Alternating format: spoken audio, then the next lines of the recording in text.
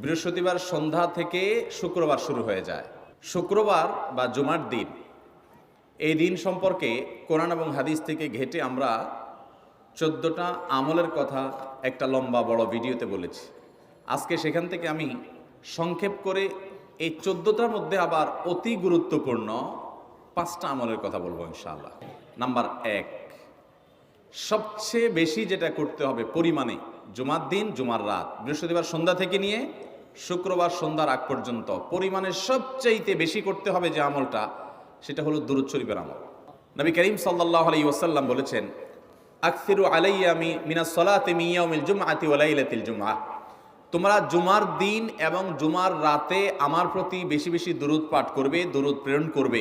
ফাইন্না সালাতাকুম মা'রুদাতুন আলাই, কারণ তোমরা যে দুরূদ পাঠ করো এটা আমার কাছে পেশ করেন আল্লাহর ফেরেশতারা, এবং রীতিমতো নামধাম সহকারে আল্লাহর একদল ফেরেশতা নিয়োজিত আছে। তারা বলেন, আল্লাহ, হে আল্লাহ রাসূল, আপনার অমুক উম্মত, অমুক অনুসারী, আল্লাহর অমুক বান্দা পৃথিবীর অমুক প্রান্ত থেকে, অমুক দেশ থেকে, অমুকের সন্তান, সে আপনার প্রতি দুরূদ পেশ করেছে জুমার দিনে, জুমার রাতে বা অন্য সময়ে।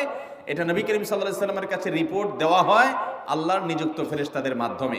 এই জন্য শুক্রবার দিন এবং রাত, অর্থাৎ বৃহস্পতিবার সন্ধ্যা থেকে নিয়ে শুক্রবার সন্ধ্যা পর্যন্ত এই 24 ঘন্টার মধ্যে নবী করিম সাল্লাল্লাহু আলাইহি ওয়াসাল্লামের ভাষ্য খেয়াল করেন, আকসিরু আলাই। ওলামায়ে কেরাম জানেন, নবী আলাইহিস সালাম সাধারণত কোনো আমল পরিমাণে বেশি করতে বলতেন না। পরিমাণে বেশি করতে বলার মতো আমল খুব কম ইসলামে। গোটা কোরআন যদি খোলেন আপনি, পরিমাণে অধিক করতে বলা হয়েছে এরকম আমল খুব বেশি পাবেন না।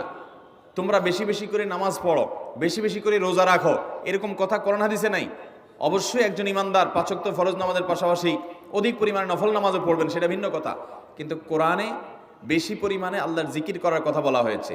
আর নবী করিম সাল্লাল্লাহু আলাইহি ওয়াসাল্লাম বৃহস্পতিবার সন্ধ্যা শুরু হলে শুক্রবার সন্ধ্যার আগ পর্যন্ত বেশি পরিমাণে করতে বলেছেন যে কাজটা, সেটা হলো দুরূদ শরীফের আমল।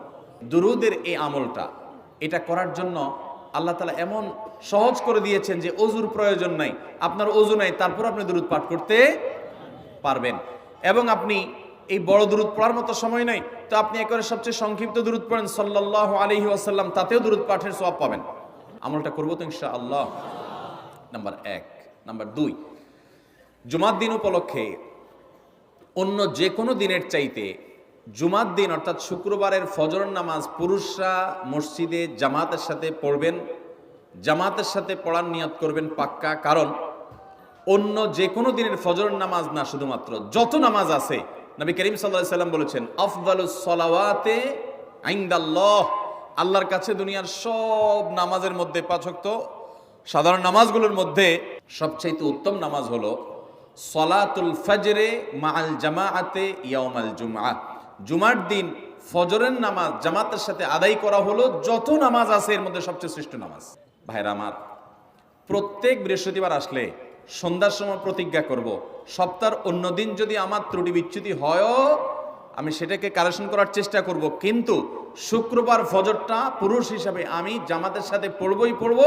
তার জন্য রাতে আগে আগে শোবো, ডাবল ট্রিপল অ্যালার্ম দিয়ে শোবো, অন্য নামাজি বন্ধুকে বলবো ফোন দিয়ে ডেকে দিবি, একে অন্যের সহযোগিতা করব, কিন্তু ফজরের নামাজ জুমার দিন ছাড়বো না ইনশাআল্লাহ। 3 নম্বর আমল হলো সূরা কাহাফ পড়বো। যারা কোরআন পড়তে পারেন না তারা শুনবেন, আর যারা পড়তে পারেন তারা নিজে পড়বেন। সূরা কাহাফ যদি জুমার দিন কেউ পড়ে, নবী করিম সাল্লাল্লাহু আলাইহি ওয়াসাল্লাম বলেছেন এই সূরাটা তার জন্য নূর হবে, নূর, আলো আল্লাহর তরফ থেকে। কিয়ামতের ময়দানে ভয়াবহ গুটগুটে অন্ধকার হবে। কিয়ামতের একটা ভয়াবহ শাস্তি হলো অন্ধকারের শাস্তি। ভাইরা আমার, অন্ধকারের শাস্তি মানে এমন ভয়াবহ অন্ধকার হবে যে দুনিয়ার অন্ধকারের সাথে কোনো তুলনাযোগ্য নয়। সেই ভয়াবহ অন্ধকারে কিছু আমল আছে যে আমলগুলো মানুষের ওই অন্ধকারের মধ্যে আলোর কাজ দিবে। এর মধ্যে একটা হলো এই সূরা কাহাফ। অন্য অনেক উলামা ইকরাম বলেছেন এর ব্যাখ্যা হলো সূরা কাহাফ যদি কেউ এক বৃহস্পতিবারে পড়ে, পরের বৃহস্পতিবার পর্যন্ত, এক শুক্রবারে যদি পড়ে, পরের শুক্রবার আগ পর্যন্ত পুরো সপ্তাহব্যাপী তার ভিতরে নূর, ঈমানের নূর, তাকওয়ার নূর, ইলমের নূর, আমলের নূর, ভালো মানুষ হওয়ার নূর তার ভিতরে আল্লাহ তাআলা সৃষ্টি করে দিবেন। তো নবী সাল্লাল্লাহু আলাইহি ওয়াসাল্লাম বলেছেন সূরা কাহাফের প্রথম 10 আয়াত যদি কেউ মুখস্থ করে, তো এই ব্যক্তিকে আল্লাহ রাব্বুল আলামিন এবং যদি তেলাওয়াত করে, এই ব্যক্তিকে আমলের মাধ্যমে দাজ্জালের ফিতনা থেকে আল্লাহ বাঁচিয়ে রাখবেন। অতএব জুমার দিন প্রত্যেক শুক্রবারে সূরা কাহাফ পড়ব তো ইনশাআল্লাহ।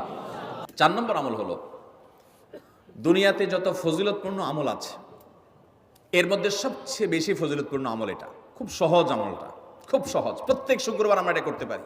জুমার দিন আগে ঘুম থেকে উঠে উত্তম রূপে গোসল করে মসজিদে আগে আগে গিয়ে পায়ে হেঁটে গিয়ে সামনে ইমাম সাহেবের কাছাকাছি গিয়ে বসা, অনর্থক কথা কাজ না করা, তেলাওয়াত জিকির আজকার মশগুল থেকে নামাজটা পড়ে বের হয়ে আসা, এই কাজ, এই কয়েকটা কাজ যদি করে তাহলে কাজ কয়টা হলো? আগে আগে ঘুম থেকে উঠা, ওই যে ফজর নামাজ জামাতের সাথে পড়া ইত্যাদি, গোসল করা উত্তম রূপে, আর পায়ে হেঁটে মসজিদে যাওয়া, বাহনে না চড়া, 4 নম্বর হলো ইমামের কাছাকাছি গিয়ে বসা, কোনো অনর্থক কাজ না করা।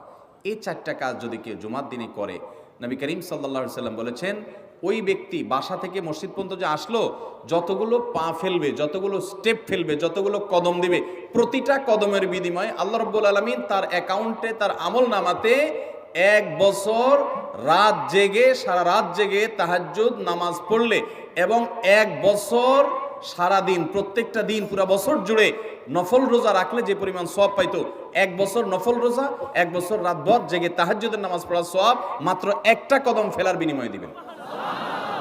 চেষ্টা করব না ইনশাআল্লাহ। 5 নম্বর এবং সর্বশেষ আমল হলো, জুমার দিনে একটা সময় আছে দোয়া কবুল হয়।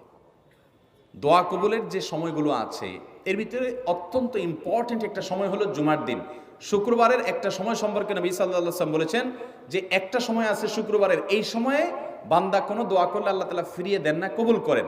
কিন্তু সময়টা যে ঠিক কখন, এটা হাদিসে নবী সাল্লাল্লাহু আলাইহি ওয়াসাল্লাম বলেন নাই, যাতে করে হয়তো আমরা সারা দিনেরই কম বেশি দোয়ার চেষ্টা করি।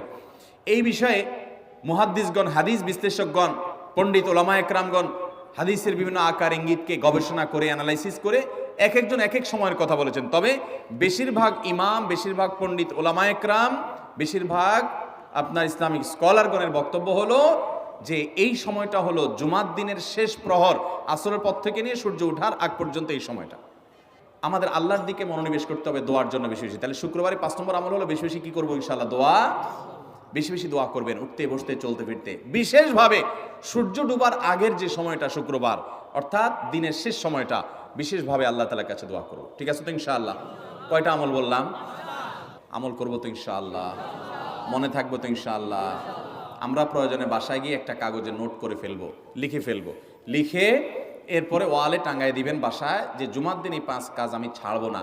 আপনি যদি মনেও না থাকে, আপনার যদি ভুলেও যান, আপনি এই কাগজ আপনাকে মনে করাবে ইনশাআল্লাহ।